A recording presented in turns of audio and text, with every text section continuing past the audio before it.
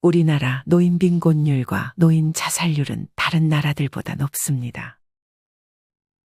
그만큼 노인들이 살기 힘든 나라가 되어가고 있습니다. 평균 수명은 늘어가는데 먹고 살기 힘들어하는 분들이 날이 갈수록 늘고 있습니다. 이렇게 된 것에는 사회의 잘못도 있지만 개인의 잘못이 없다고 할 수 없습니다. 너무 안일하게 생각해 미래에 대한 대비를 미루고 당장 지금의 행복을 위해 나중에 후회할 행동들을 선택하는 분들이 많이 계십니다. 물론 지난 세월 후회하지 않는 사람은 거의 없습니다. 그렇게 후회한들 세월을 다시 되돌릴 수도 없습니다. 지금이 가장 빠른 시기입니다. 아무리 몸부림치며 나름대로 최선을 다해 살아왔다고 해도 미래에 희망이 없어 보인다고 해도 포기하지 말고 지금부터 할 수 있는 일들을 차근차근 해야 합니다. 그렇다면 이 모든 것을 미리 경험한 인생 선배들은 어떤 후회를 하고 있을까요? 미래에 후회하지 않고 행복한 노후를 살기 위한 4가지 방법을 알려드리겠습니다. 첫 번째는 감정적으로 돈을 소비하지 않는 것입니다. 젊어서 노후에 대한 대비를 전혀 하지 않고 감정적으로 돈을 소비하는 분들이 많습니다. 앞서 얘기했듯 이것은 우리나라 노인 빈곤율을 높이는 주요 원인이 되기도 합니다.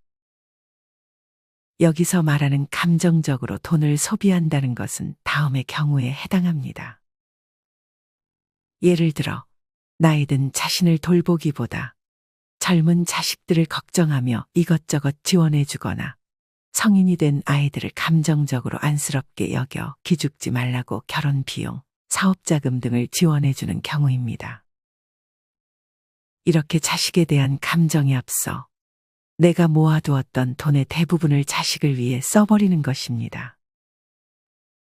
이 밖에도 친했던 친구가 금전적으로 힘들 때 마음이 약해져 돈을 빌려주거나 대부분 사람에게 느끼는 감정적인 마음으로 인해 돈을 내가 아닌 다른 사람들을 위해 소비하게 됩니다.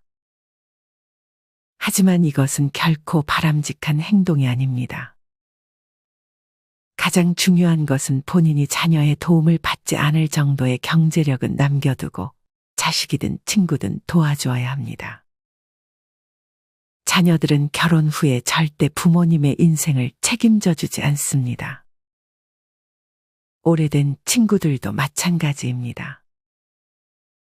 돈 버는 것도 중요하지만 돈을 관리하는 것이 더 중요합니다. 많이 벌어도 한순간 물거품으로 사라질 수 있는 게 바로 돈입니다. 돈을 쓰는 것에 있어서는 신중에 신중을 기해야 합니다. 경제력이 뒷받침되어야 편안하고 행복한 노후를 살 수 있다는 것을 부인하는 분들은 없을 것입니다. 경제력이 뒷받침되어야 팔다리에도 힘이 생기게 되는 것입니다. 특히나 일생 동안 쓰는 의료비의 50%는 생애 마지막 10년에 집중 발생하게 된다고 합니다. 그러나 많은 분들이 이전에 모든 돈을 대부분 자식들을 도와주는 데 쓰거나 생각 없이 한 소비들로 돈을 모으지 못합니다. 이렇게 되면 아파도 병원에 가지 못하는 최악의 상황이 생길 수 있는 것입니다. 대부분 이런 것들은 다 미래의 일이라고 생각해 잘 대비하지 않습니다.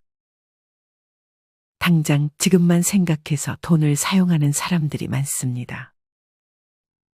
제가 자주 하는 얘기지만 제일 중요한 것은 자기 자신입니다. 자신을 먼저 돌볼 줄 알아야 나중에 나에게 미안한 일이 생기지 않습니다. 이런 상황을 만들지 않으려면 우리는 우리의 돈을 잘 지켜야 합니다. 일단 감정적으로 소비하지 않는 것이 첫 번째입니다.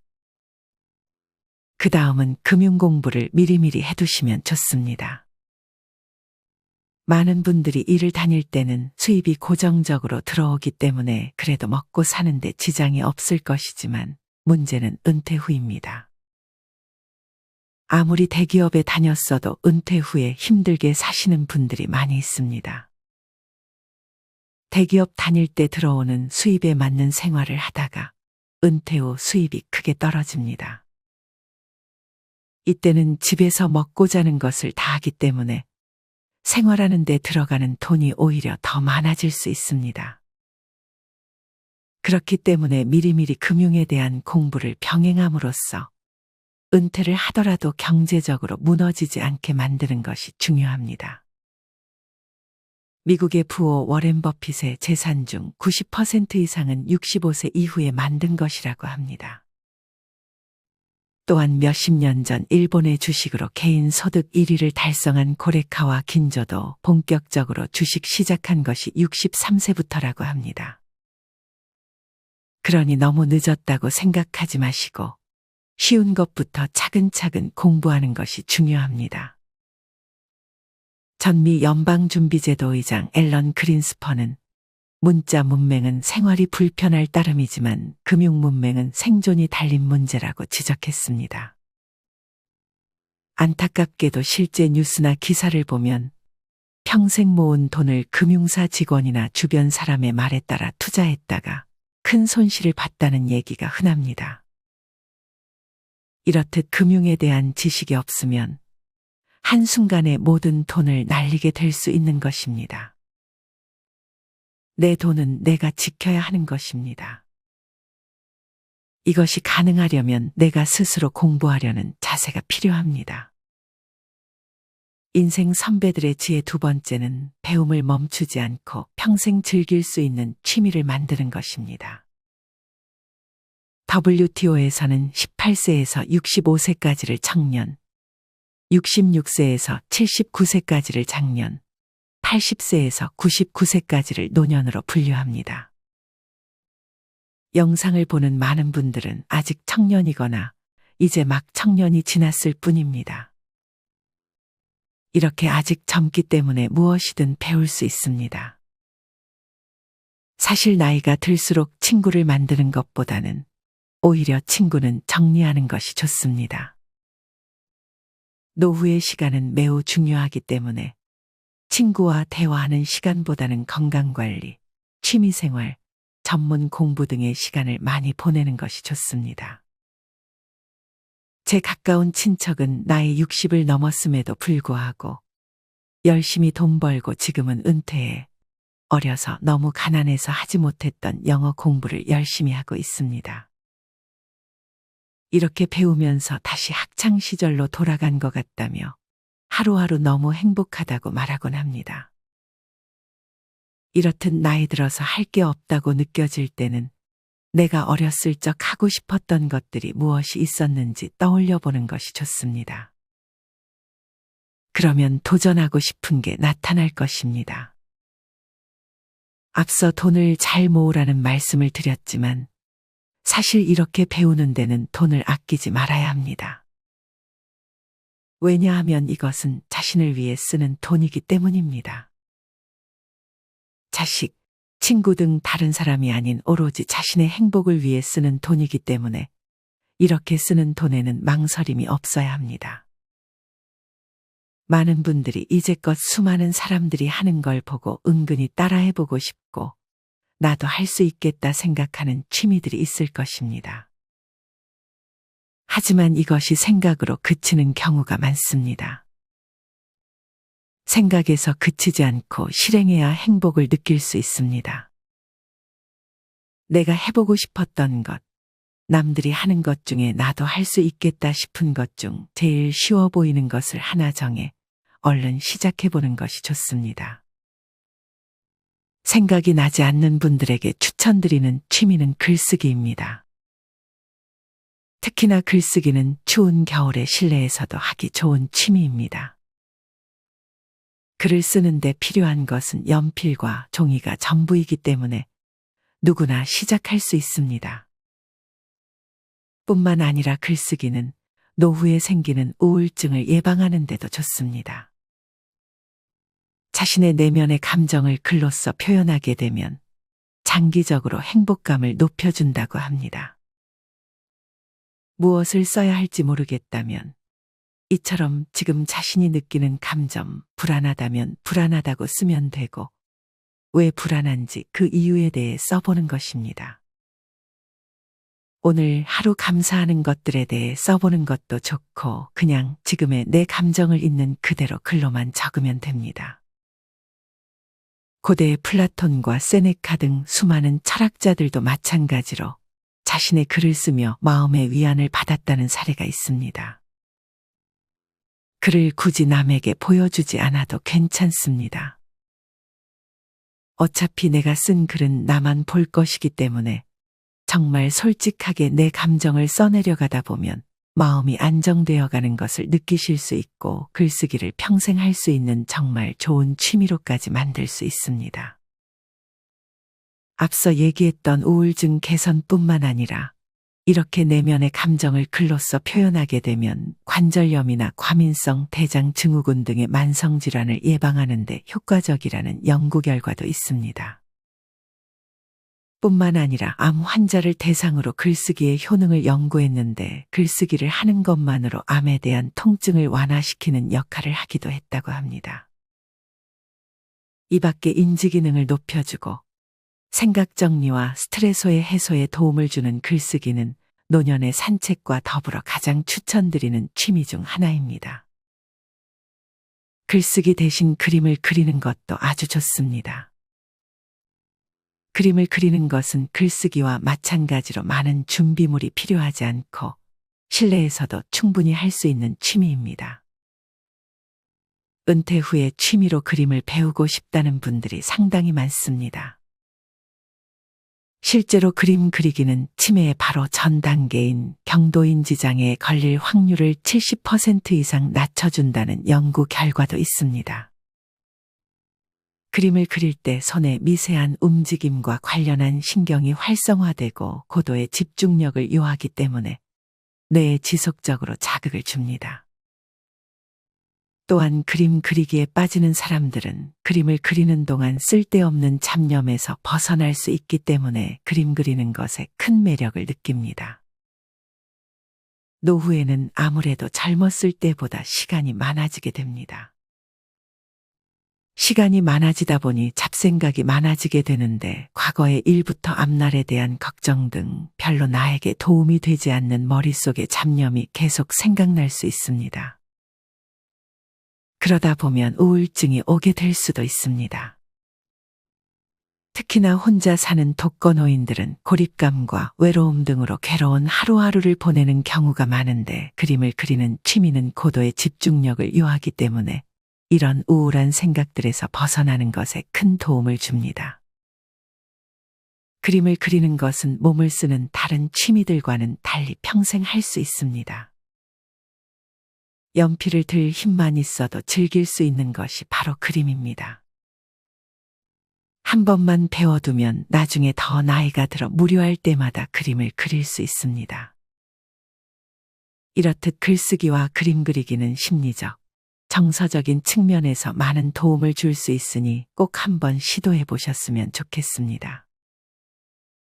나이가 들었다고 해서 배움을 멈추지 마세요. 앞서 WTO의 연구 결과처럼 여러분들은 아직 젊기에 뭐든 할 수 있습니다. 인생 선배들의 지혜 세 번째는 여행을 떠나는 것입니다. 여행이 우리의 삶에 가져다주는 활력은 남은 노후를 보내는데 큰 도움을 줍니다. 여행이라고 먼 곳에 떠나야만 하는 것은 아닙니다.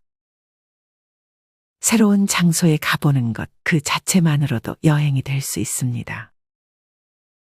아무 경치 좋은 곳에 돗자리 깔고 음악을 틀어놓고 흘러가는 구름을 보는 것만으로도 좋은 여행이 될 수 있는 것입니다. 아직 우리가 알지 못하는 세상은 너무나 많습니다. 그것을 다 보고 즐길 수는 없겠지만 세상의 좋은 것들을 최대한 즐길 수 있다면 그것은 인생을 살아감에 있어 나에게 귀한 경험이 될 것입니다. 여행은 사실 계획하는 그 자체만으로도 우리에게 설렘을 줍니다. 여행을 떠올리는 것 자체로 행복감을 느낀다는 분들이 많습니다. 여행지에 대해서 알아보면서 가볼 만한 곳, 맛있는 음식, 경험할 수 있는 것들에 대해 고민하는 그 자체가 즐거움이 되고 삶의 활력을 불어넣어 줄 수 있다고 합니다. 이렇게 가끔은 일상에서 탈출해서 새로운 곳에 갈 계획을 짜고 직접 실행으로 옮기게 된다면 이것은 뇌에도 아주 긍정적인 효과를 주게 됩니다. 하버드 대학교에서 진행한 연구 결과에 따르면 젊은 뇌를 유지하려면 새로운 경험을 해야 한다고 말합니다. 보통 나이가 들면 뇌가 굳어진다고 생각하지만 사실은 나이 때문에 뇌가 굳어지는 것이 아니라 새로운 경험을 하지 않아서 뇌가 굳어진다고 합니다. 또한 여행을 하다 보면 새로운 사람들과 만날 수 있습니다. 그들과 깊은 관계를 유지하라는 것이 아닙니다. 그저 새로운 장소에서 새로운 사람과 이야기를 나누는 것만으로도 나에게 좋은 경험이 될 수 있습니다. 많은 분들이 코로나로 인해 여행을 많이 가지 못했었지만 이제는 제한이 거의 없어졌기 때문에 그동안 가고 싶었던 곳이 있었다면 제일 가까운 곳을 골라 여행을 떠나보는 것도 좋습니다. 이렇게 여행을 다니면 몸을 움직일 수 있어 건강에도 큰 도움이 됩니다. 여행을 계획했다가도 막상 떠나기 전에는 잘 다녀올 수 있을까 하는 걱정이 들기 마련입니다. 막상 떠나면 집이 그리워지기도 합니다. 그러나 여행에서 돌아올 때쯤이 되면 어느새 여행을 갔던 그 순간을 그리워하는 자신을 발견할 것입니다. 그러니 너무 걱정하지 마시고 일단 계획하고 출발해 보시는 것이 좋습니다.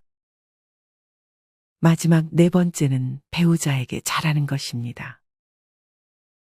인생에서 배우자 복이 가장 중요하다는 말이 있듯이 우리는 부모 자식들보다 배우자와 같이 사는 기간이 훨씬 깁니다.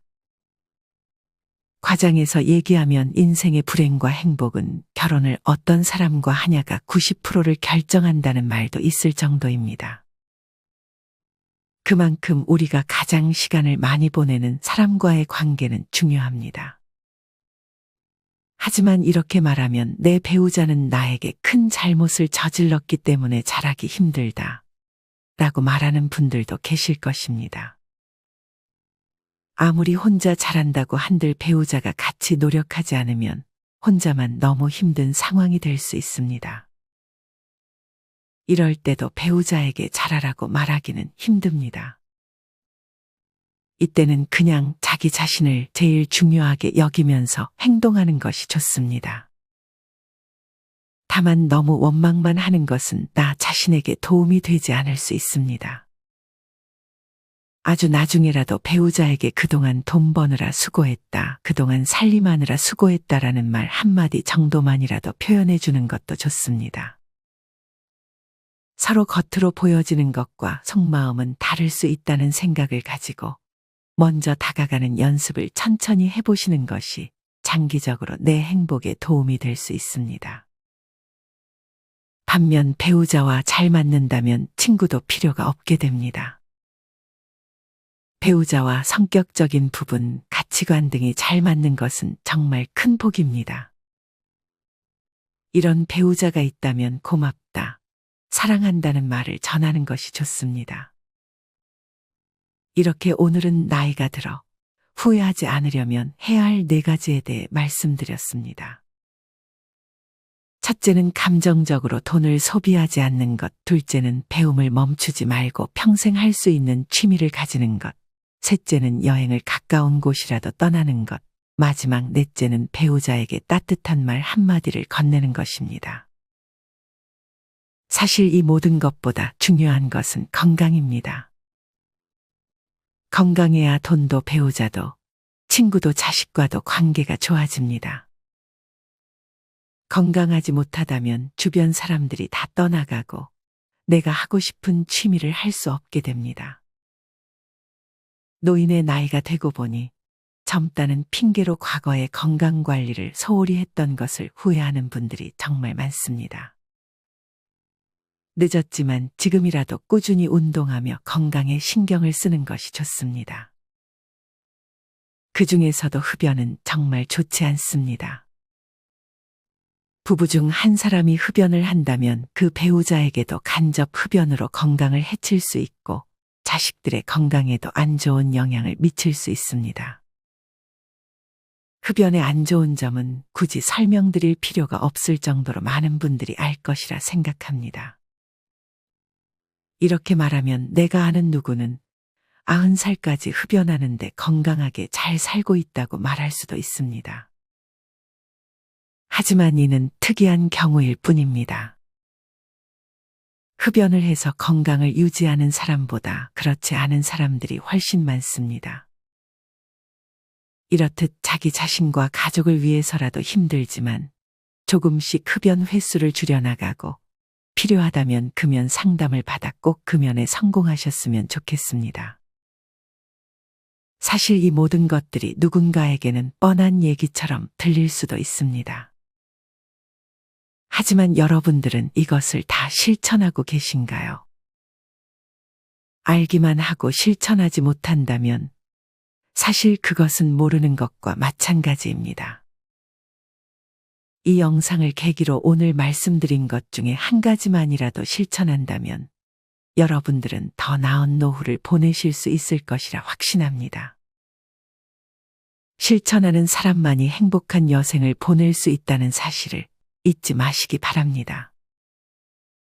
늦었다고 생각한 때가 가장 빠른 때입니다. 지금부터라도 후회하지 않는 삶을 위하여 살아가는 것이 중요합니다. 시인 나즈미 크메트의 유명한 글을 소개해드리며 오늘의 영상을 마무리하겠습니다. 어느 날 나는 신과 인터뷰하는 꿈을 꾸었다. 내가 물었다. 인간에게 가장 놀라운 점이 무엇인가요?